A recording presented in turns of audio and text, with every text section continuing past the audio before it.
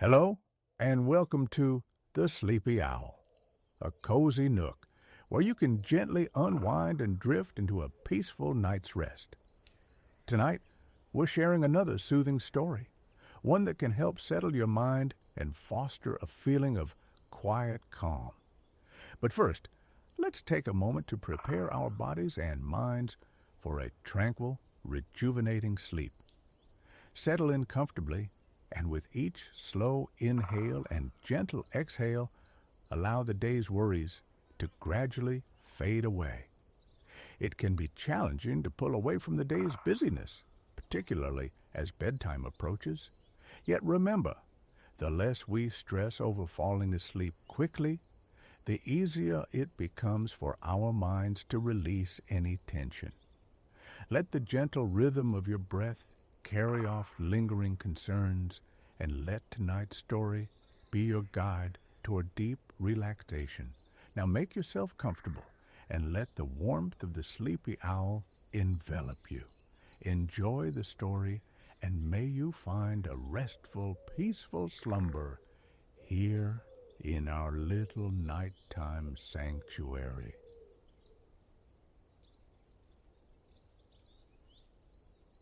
Dawn breathes cool and hushed over the city of Agra, the year settling into 1640.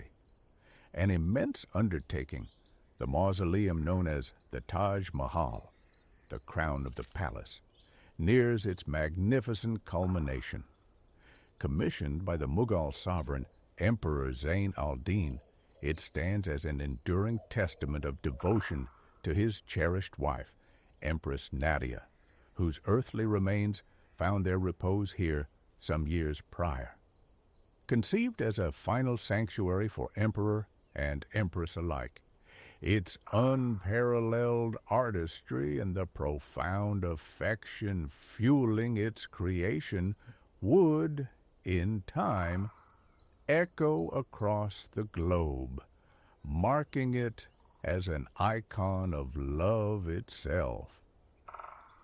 You find yourself before its monumental gates, the crispness of the morning air a welcome sensation against the skin. Poised on the Yamuna's southern embankment, the structure radiates a dazzling, almost ethereal whiteness.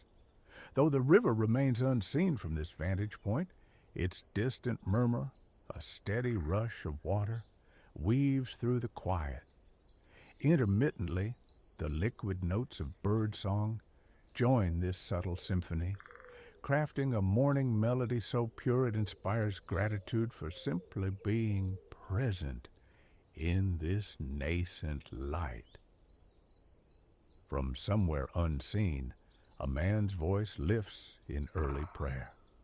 Carried softly upon the breeze, the resonant tones meld seamlessly with the avian chorus and the river's undertone.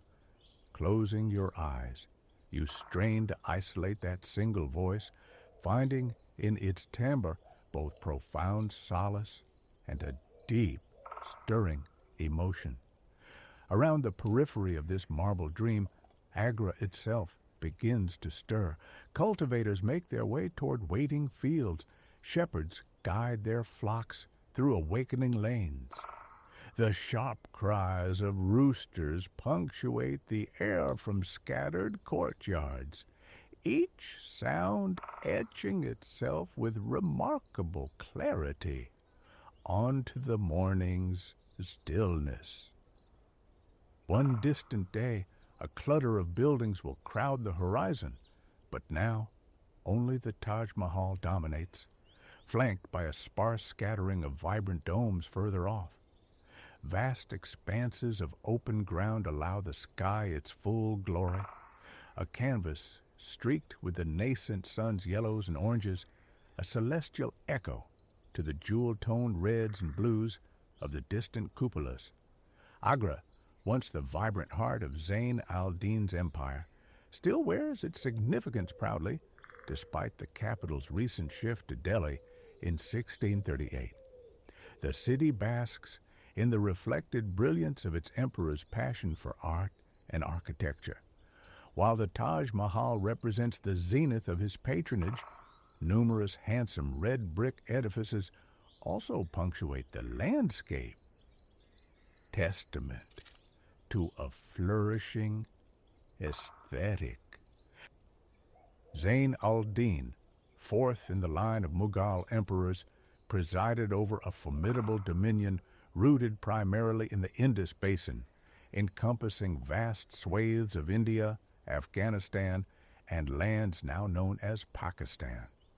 The Mughals, celebrated patrons of culture, infused South Asia with Persian sensibilities, weaving a rich tapestry whose threads would endure far into the future.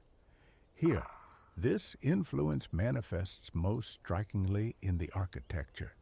Slender minarets, the elegant towers flanking mosques, rise frequently.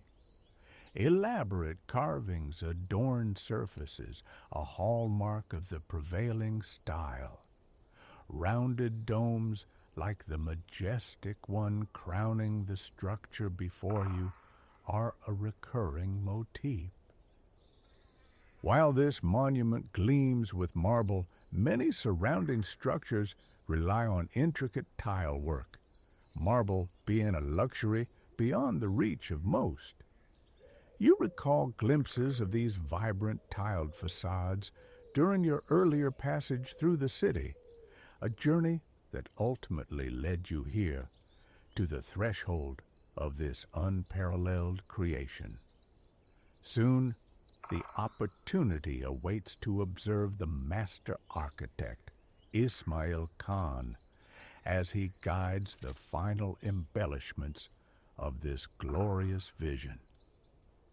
You proceed into the expansive courtyard, where Ismail Khan himself is already present, surveying the grounds.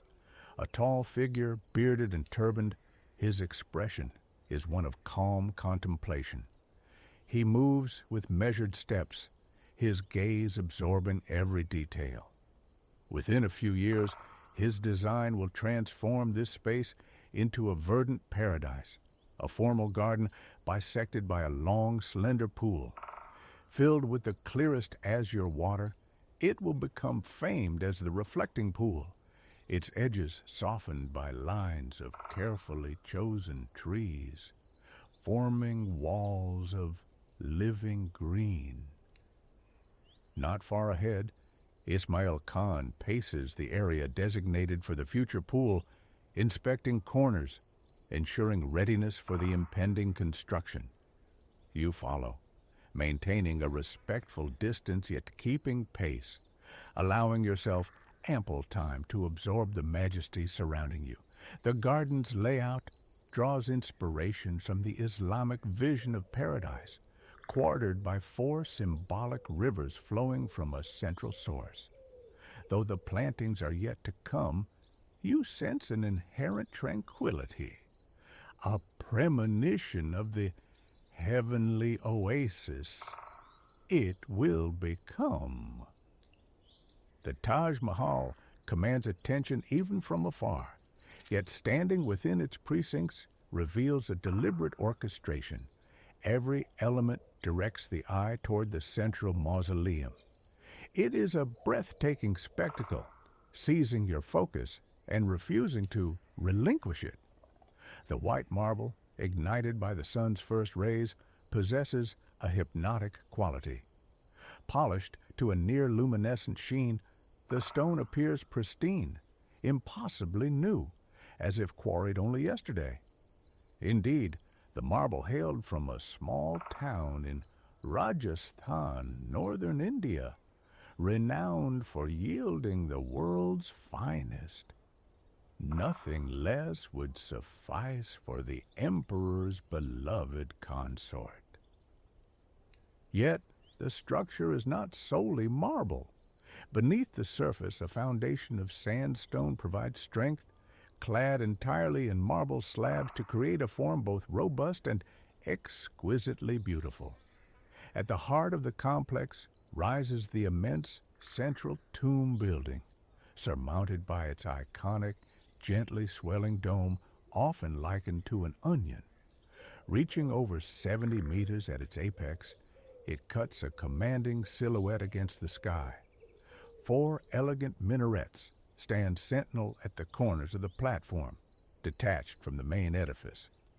Viewed from the garden, they artfully frame the central dome, lending an enhanced sense of depth and grandeur.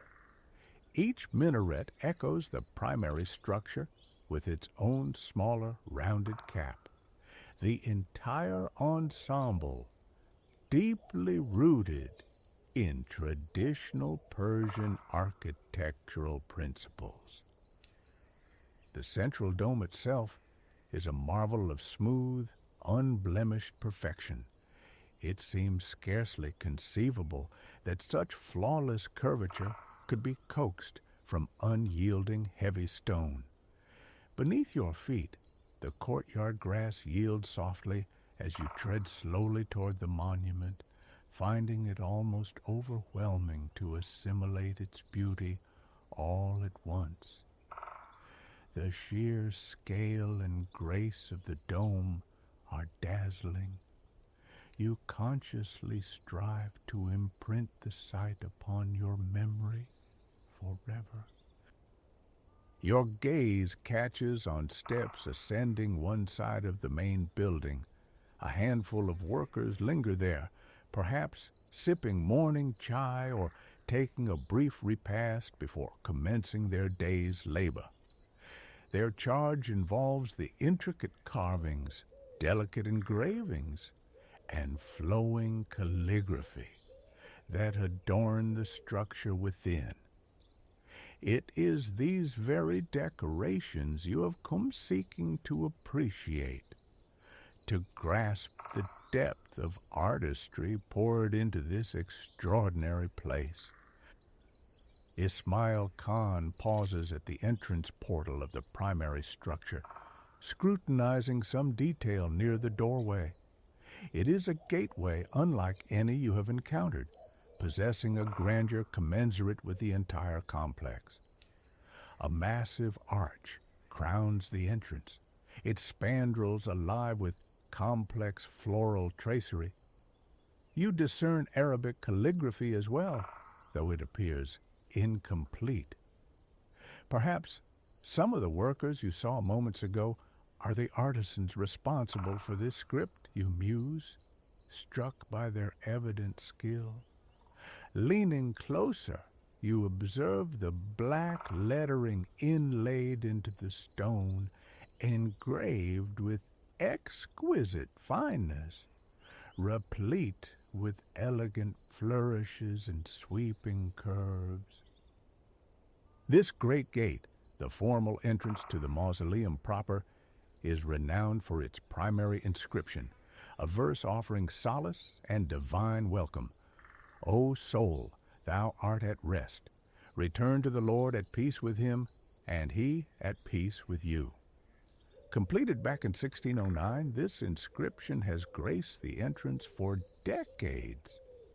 Numerous passages from the Quran embellish the monument, befitting its fundamental purpose as a place of eternal rest. Floral motifs, abstract geometric patterns, and sinuous free-form lines dominate the decorative scheme throughout the Taj Mahal. In certain areas, the marble is inlaid with contrasting black jasper, a stone from the quartz family, creating sharp, elegant definition. The inscriptions situated higher on the walls are rendered in larger script, ingeniously scaled so that observers on the ground can still discern the lettering. Every minute detail, you realize, is deliberate, the result of meticulous planning and foresight. You trail Ismail Khan as he proceeds towards the central chamber of the main building. Approaching, you hear the subtle sounds of artisans within the vast resonant space, diligently working on the delicate surfaces. Soft, rhythmic tapping of chisels and small hammers echoes, punctuated by brief silences as a craftsman pauses, blows away fine stone dust, and assesses his progress. Then, satisfied, the gentle percussion resumes, filling the air. You find yourself adopting a slower pace, influenced by the unhurried cadence of their work, attempting to comprehend the immense human effort crystallized in this chamber. The magnificent dome, viewed earlier from the garden, now forms the soaring ceiling above you. Inside, the marble gleams with the same luminous quality as the exterior. Sunlight streams through intricately patterned windows, bathing the space in a warm golden radiance. Tiny dust particles dance in these slanting beams of orange-yellow light, appearing like motes of finely milled sugar drifting through an invisible sieve. Where the light catches them just so, they shimmer, momentarily transformed into fairy dust. The windows themselves are masterpieces, rivaling the wall carvings. Hewn from massive blocks of stone, their delicate latticed appearance belies their origin, presenting an intricate web of thin, interlacing stone strands. These filtered rays illuminate the surrounding marble walls, suffusing the room with an ethereal glow. Few have trod these floors. The building retains the pristine aura, the special allure of a place largely untouched by time or crowds. Remnants of construction, a few ladders, some scaffolding, linger here and there, though most equipment has been cleared. A worker sweeps the polished floor with a broom fashioned from bamboo, its rhythmic swishing a soft counterpoint against the marble. Your attention returns to the architect, Ismail Khan.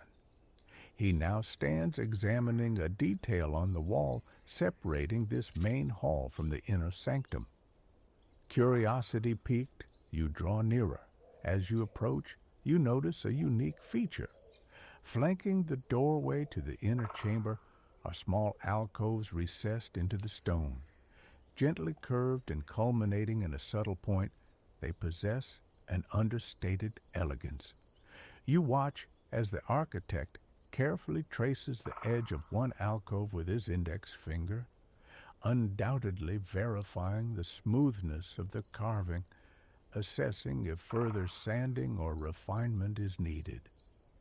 A profound sense of Ismail Khan's dedication, his meticulous care for this monument, washes over you.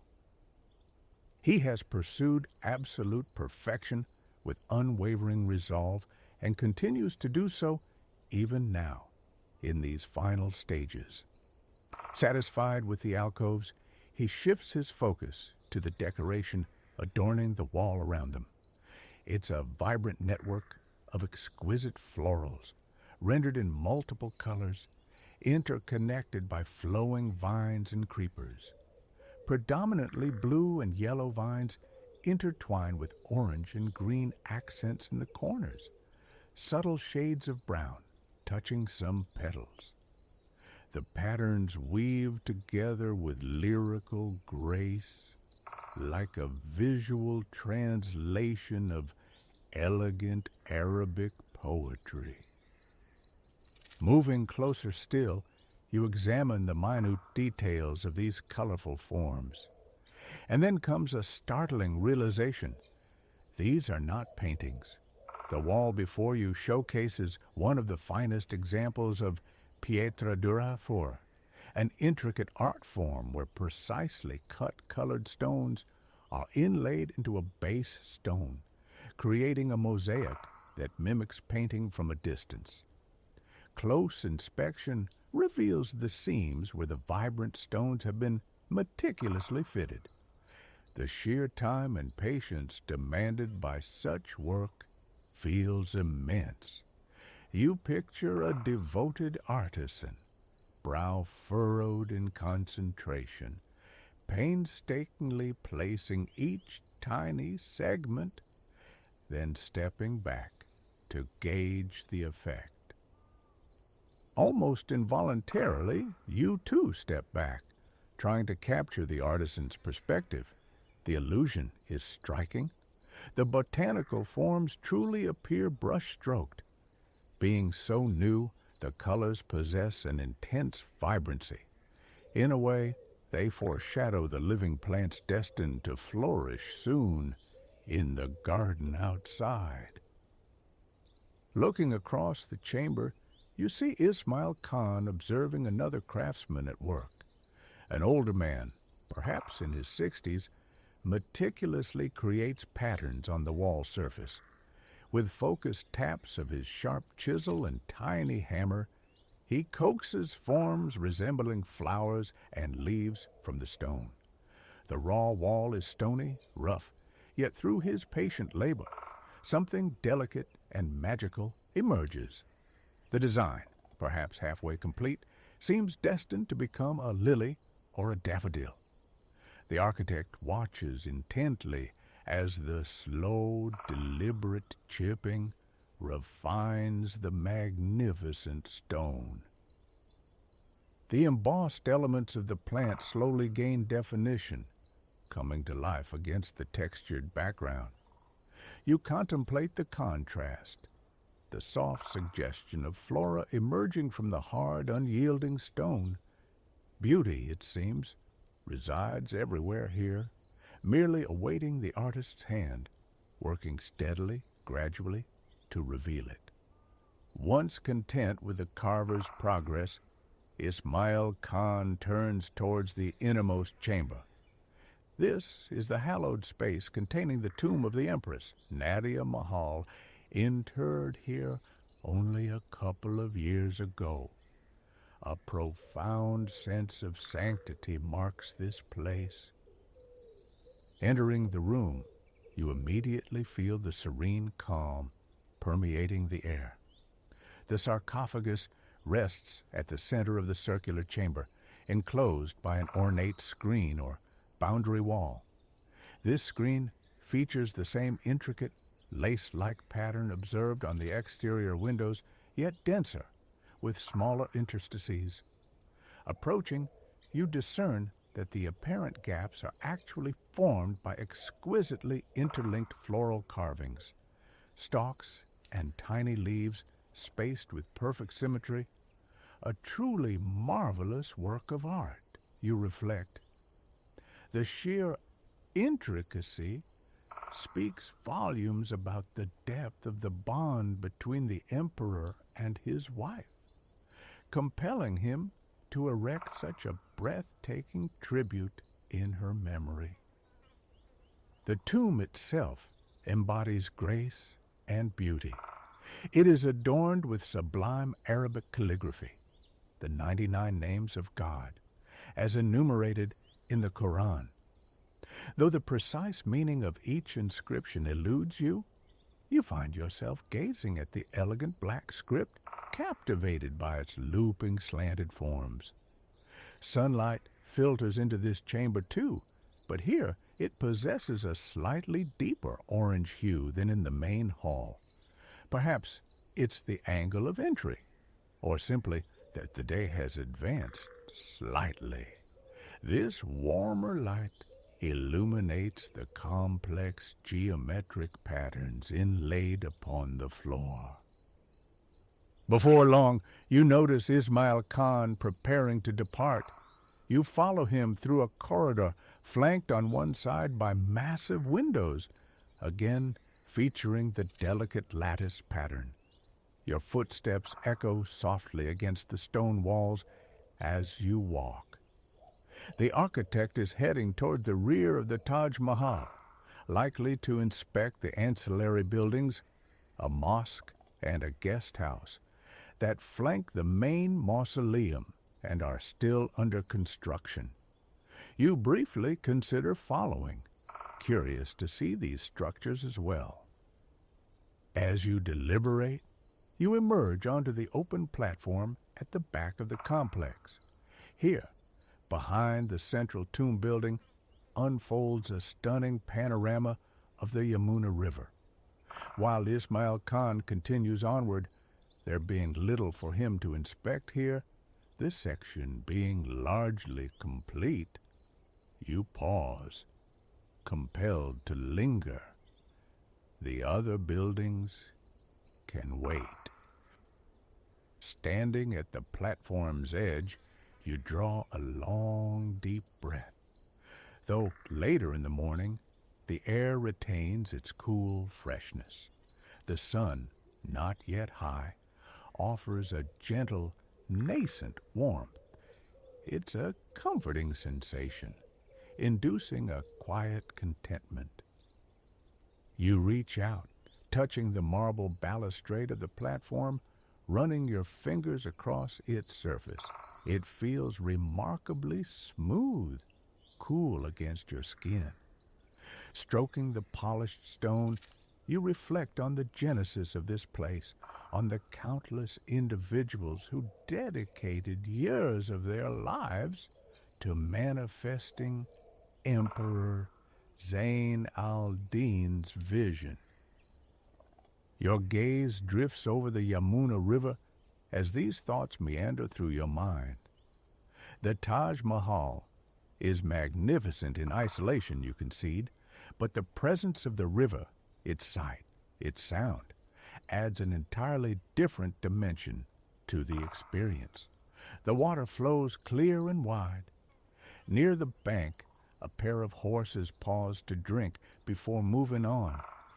It occurs to you that one could easily spend hours right here, simply watching the river glide by, allowing the mind to revisit the wonders witnessed within these walls. There will be more to see, more to do later, but for this moment, you are utterly content. You sense that this day, this experience, will remain etched in your memory indefinitely. It feels as though the Taj Mahal has become a part of you. Tonight, dreams will likely be filled with visions of vibrant inlaid vines and luminous white marble, underscored by the clear, fresh murmur of the river. You feel the love that permeates every carving, every design choice. Like countless visitors before and countless more to come, you have been utterly captivated by the sublime grandeur of the Taj Mahal. Thoughts of this place will linger for days, imbued with gratitude for inhabiting a world capable of such profound beauty. Conjure in your thoughts an old water mill, its bones of 18th century red brick, a slender chimney etched against the sky. Beside it, a pool of water lies in glassy repose. This is ash water. Here, our pilgrimage finds its source. You find yourself poised on gray concrete, the mill holding court before you. Its narrow flue ascends. The adjacent pool mirrors the quietude of the hour. Today promises a tranquil meandering through this slice of the Midlands, the very earth that nurtured Elias Thorne, seeding the landscapes of his children's tale, The Little Man's Quest, and later the vast tapestry of his fantasy cycle, The Sovereign Stone. These narratives, breathing within the incredible imagined realm of Ethelgard, have struck a chord in countless souls. Small wonder the Sovereign Stone cycle remains among the most cherished book series ever penned. The walk commences here at the mill, nestled within the verdant suburban embrace of Hall Green, southeast of Birmingham's heart. From Ashwater Mill, your path will trace past Thorne's former childhood dwelling on Ashbrook Lane. Then, journeying further south, you shall uncover the spellbinding Whisperwood Mire, theater of Thorne's own youthful explorations. Ultimately, your wandering concludes with a stroll across the sublime fields of the Meadowlands Preserve. For now, though, a steady current of traffic flows on the road behind, a ceaseless low thrum from engines. Each passing vehicle trails a light caress of wind, cool against your skin. Thoughts drift through your mind, ephemeral as these cars. They cause no disturbance, no distraction. They merely pass. You are clad in light, comfortable attire, a soft sweater knotted securely at your waist. Your sole companion is a small backpack, holding essentials and a flask of water. You feel unburdened, liberated, standing upon the pavement, knowing nothing more is required. Ready to embark, you draw a little nearer the mill, keen for a clearer perspective.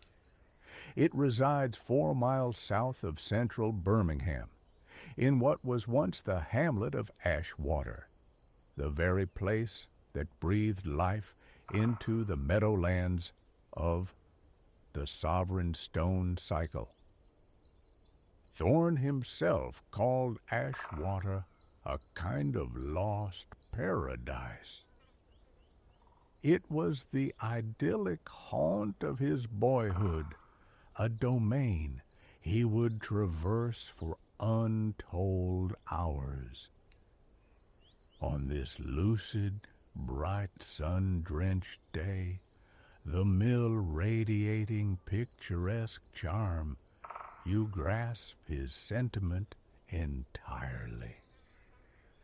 If you're acquainted with the little man's quest, the mill might resonate. Within its pages, mentions arise of the protagonist, Finian Burrows, passing the mill in Meadow Dell. Today, Ashwater Mill serves as a museum, housing a permanent Thorne exhibition. Legend holds that while playing here, Thorne and his brother were chased away by the miller's son, a boy they christened the Flower Spectre, for his dust-coated appearance.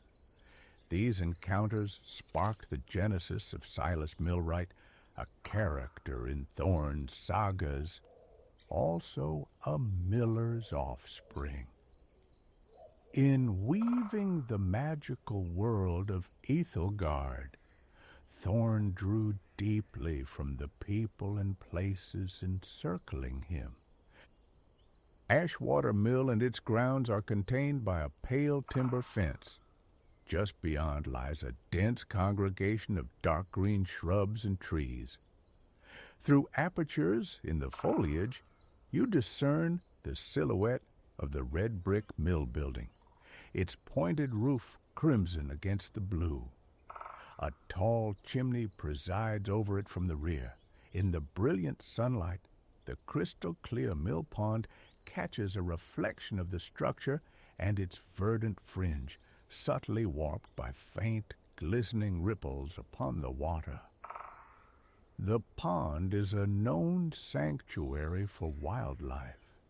Herons, mallards, and moorhens are frequent callers.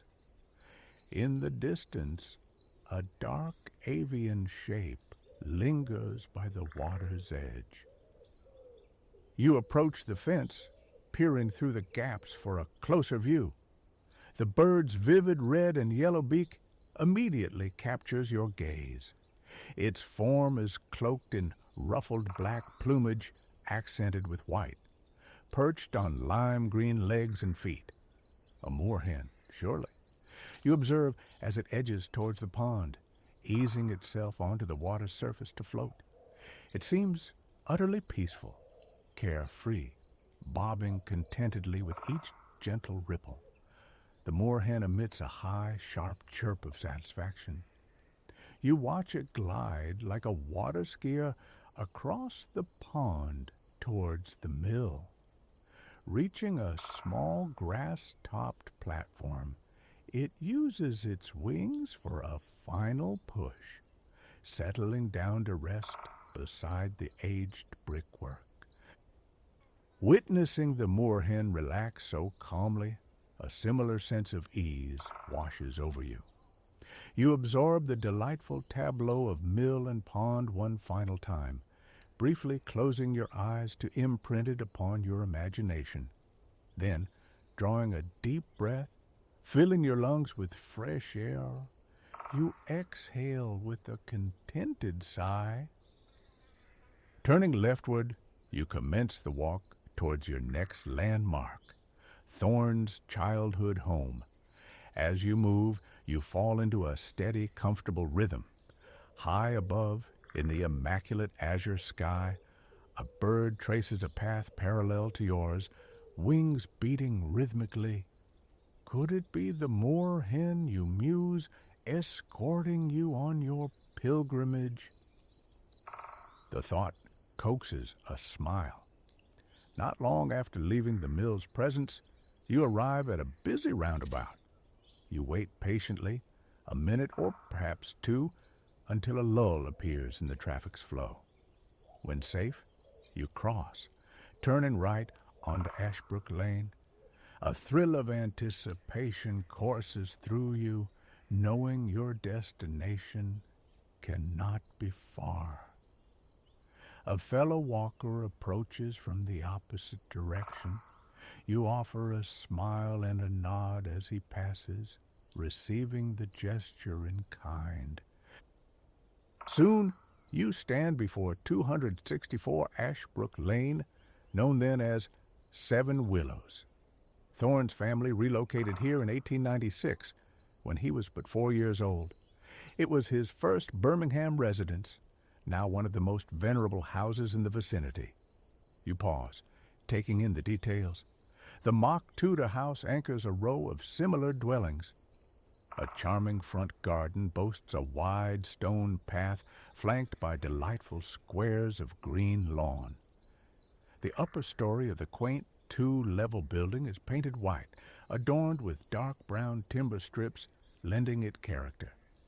Below, exposed brickwork frames a white-trimmed bay window that projects outward. The house possesses a pleasing irregularity, with a pointed roof and a section that juts forward, sheltering the robust green front door. Like its neighbors, the property is enclosed by a low wooden fence and gate. How many times, you ponder, must Thorne have passed through this very gate behind that green door? In Thorne's era, this locale was entirely rural. He spoke of his time here as the happiest period of his childhood. As the sun cast shadows that enveloped the houses, you conjure images of that bygone time. You too feel a surge of happiness, envisioning those idyllic, youthful days. Before Thorne's house lies a verge of green grass bordering the pavement. At its center stands a tree, its leaves glinting like emeralds in the sunlight. The crowns of larger trees peek over the rooftops behind, swaying gently in the breeze. You understand why Thorne cherished Ashbrook Lane. Even now, amidst the hum of passing cars, an enduring sense of peace prevails. Reaching into your backpack, you retrieve your water flask. After a cool, refreshing sip, you prepare to resume your adventure. The next destination, the enchanting Whisperwood Mire. To reach it, you cross the road and retrace your path.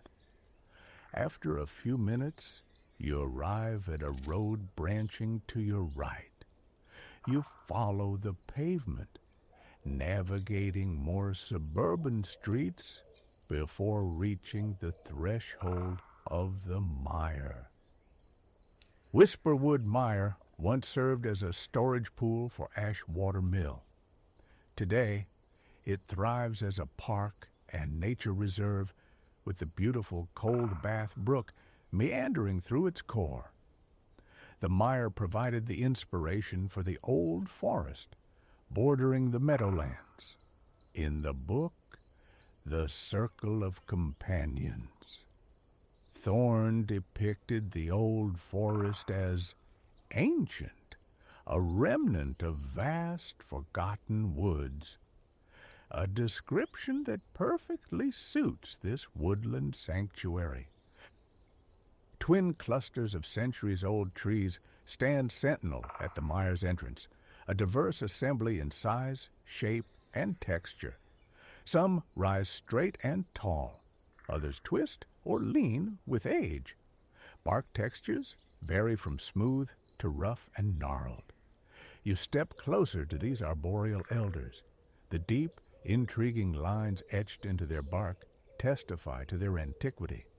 Leaves upon the branches perform a delicate ballet as a light gust of warm breeze whispers past, creating a wonderful rustling symphony. Breathing in, you note the pleasant earthy fragrance intensifying as you step into the mire proper. The park remains much as it was in Thorne's time, save for the addition of a pale wooden walkway snaking off in various directions, winding amongst the trees. Stepping onto the planks, you reflect on what a fantastic arena this must have been for Thorne's boyhood escapades. Further along the path, you spy two children clad in Wellington boots, paddling in the brook, just as Thorne and his brother might once have done. One child sends up a small splash with her left foot, water droplets arcing through the air. She laughs, stomping again, water sloshing over her boots. You smile at their evident joy, then continue along the walkway. The rhythmic clip-clop of your shoes on the wooden planks provides a satisfying cadence. You focus on this sound as you walk, feeling calm and grounded. Before long, you encounter another group of children, these ones scaling some of the more contorted leaning trees.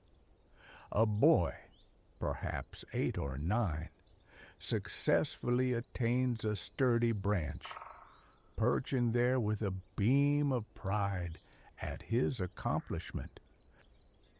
The mire truly is a natural adventure ground for the young. Again, you perceive why Thorne would have found such delight in this place. You follow the meandering pathway onward. Patches remain muddy and damp, shaded from the sun's persistent rays by the dense canopy. You tread carefully over the mud, the clip-clop transforming into a soft squelch. Just ahead, to your left, a set of wooden steps ascends to a decked viewpoint. Eager to see the mire from a different vantage, you head towards them and begin to climb. With each step, you draw nearer the ancient treetops. The sun's warmth intensifies here, pouring through gaps in the foliage. Looking upward, you see the sun glowing through a patterned quilt of clouds that has gathered in the sky. In this moment, standing calmly on the viewing platform, you feel utterly at ease. Below stretches a sea of green, trees, grass, moss. Occasionally, through breaks in the verdure, you glimpse other figures moving through the mire, their sounds muted by distance. It is profoundly peaceful on this deck. The only audible sounds are the susurrus of leaves stirred by the wind and the delicate chirping of birds on nearby branches. The mire is both intriguing and tranquil. What a magical place! you murmur to yourself. After a quiet interval spent admiring the surroundings, you take another sip from your water flask.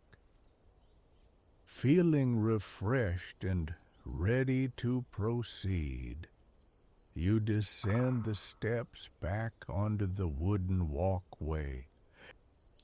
You follow the path leftward until you reach a gate embraced by trees.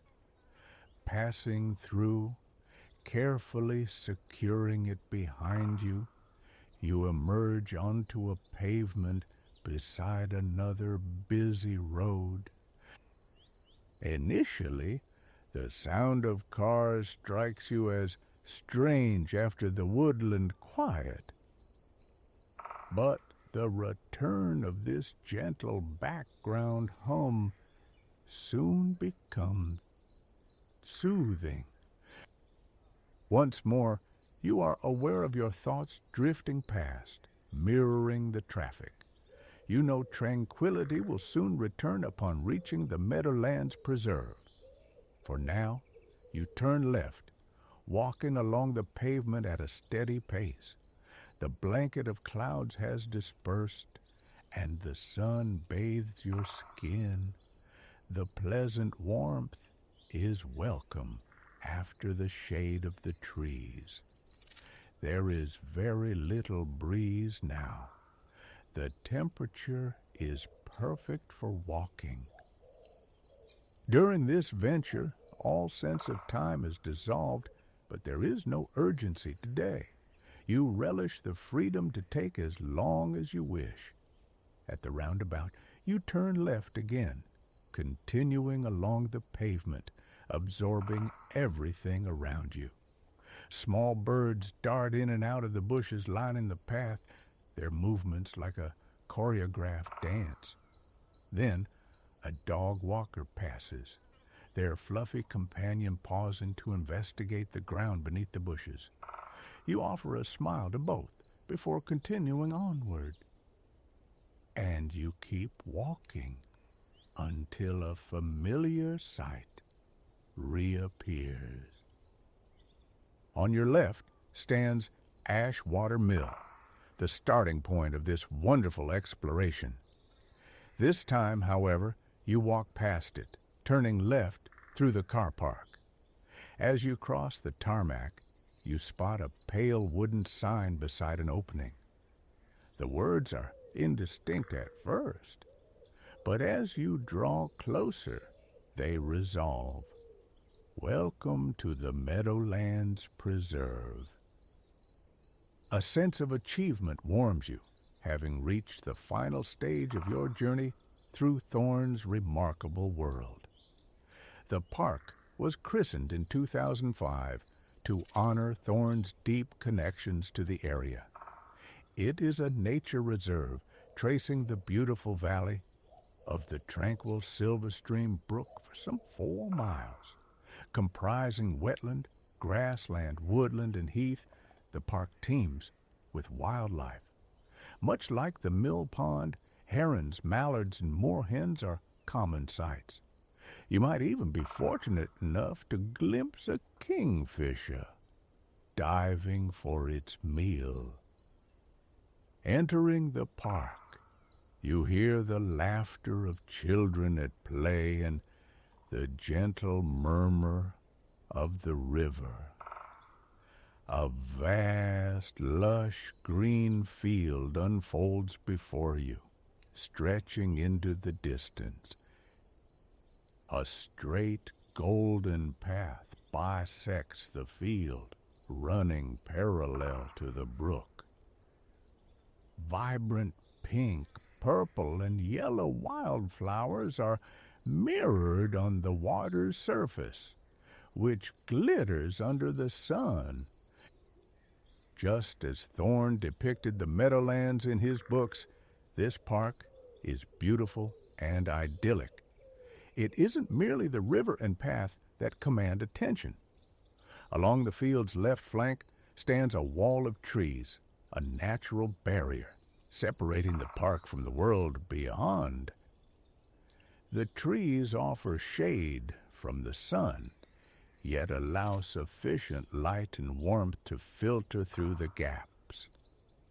The area beneath them looks deeply inviting, the perfect spot to pause and rest.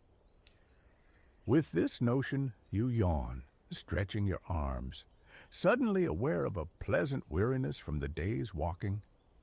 Perhaps, you think, it is time for repose. Stepping onto the sponge-like grass, you make your way towards the trees, slip off your backpack, and sit down. Untying the sweater from your waist, you fold it neatly, placing it on the ground.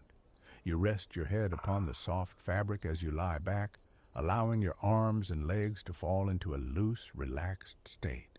Your limbs sink into the soft grass. The earth accepts your weight. Above, patches of blue sky peek through the leafy canopy. You feel the warm sunlight kiss your skin. Very few clouds drift overhead. Your eyes begin to feel heavy, drowsy. You blink several times, attempting to remain awake, to fully absorb the blissful atmosphere. But soon, keeping your eyes open requires too much effort. Your eyelids gently descend.